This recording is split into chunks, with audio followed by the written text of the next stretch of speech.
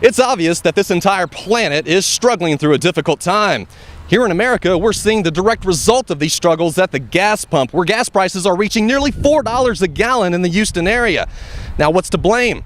Unsettlement in the Middle East, concerns about North Africa, the war on terror, or even the nuclear disaster in Japan? Well, regardless of what's to blame or who's the cause, American workers and college students know one absolute truth: that the rise in fuel cost is hitting them where it hurts the most, in their pocketbook. Yeah, it's hurt me pretty bad. Having to fill this truck up cost me about $91 a tank, and that's usually about every week and a half that I'm having to fill this truck up. So it's hit me where it hurts. Having to cut back on some things, cut back on my lifestyle a little bit, but that's America that we live in now. Ma'am, how would you say these gas prices have affected you? How have they affected me? My goodness, I'm having to think about everywhere I drive now so that I can drive less. I'm not getting to go to the lake very much like I used to, and I am very concerned about visiting my grandbabies. They're in Cleveland, Ohio. The airline prices have shot out of sight. That's a real worry to me. So I tell you, this economy is just crazy right now. It's hurting everybody. And I am going to be retiring, and that's a really concern with the whole economy. It just absolutely stinks right now. What little hair I have left, I about pull out of my head every time I go to the gas pump.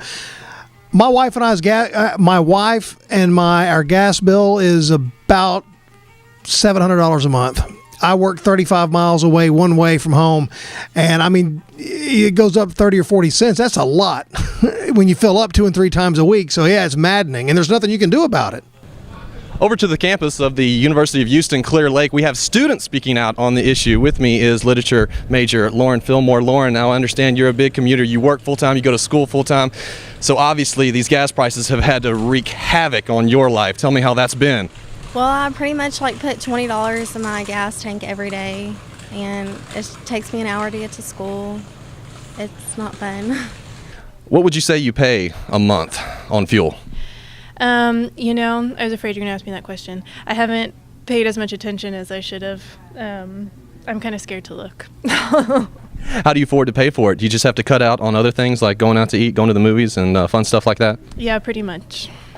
What do you think is the cause of all of this exactly? I know there are a lot of things going on, but what do you feel personally is the main cause to the rise in fuel cost? Honestly? I mean, we're trying to probably reserve our oil here and trying to get oil from everybody else, every other country. So we're just increasing the price on that because of getting oil from other countries. This was just from last weekend, actually from April 17th. U.S. Treasury Secretary Timothy Geithner was quoted as saying this, quote, "At this level, there's a measurable impact on the economy, but it's an impact that we can withstand, we can absorb, because the economy itself is still gradually getting stronger." And we've now had about 18 months of positive growth. So we have the U.S.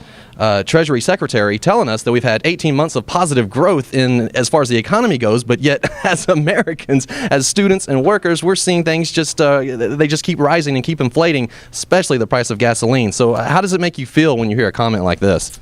It makes it feel like they really don't care about, the people. So they really don't care. So what do you think that they could do to improve things? They could probably, pay college students to get paid while they go to school and help us maybe set up a fund to, for people who do drive and not live on campus, maybe have something available to them. Do you see things getting worse in the future, or do you see things getting better? Is there a light at the end of the tunnel? I believe there's going to be a light, yes. Out of every bad thing comes a good thing. So I think they'll go back down, or people get paid more to be able to, be able to afford them, I guess, So as the price at the pumps continue to rise, American citizens, its workers, and college students will just have to hope that a silver lining is on the horizon. Reporting for The Signal, the University of Houston Clear Lake, I'm Mark Bounds.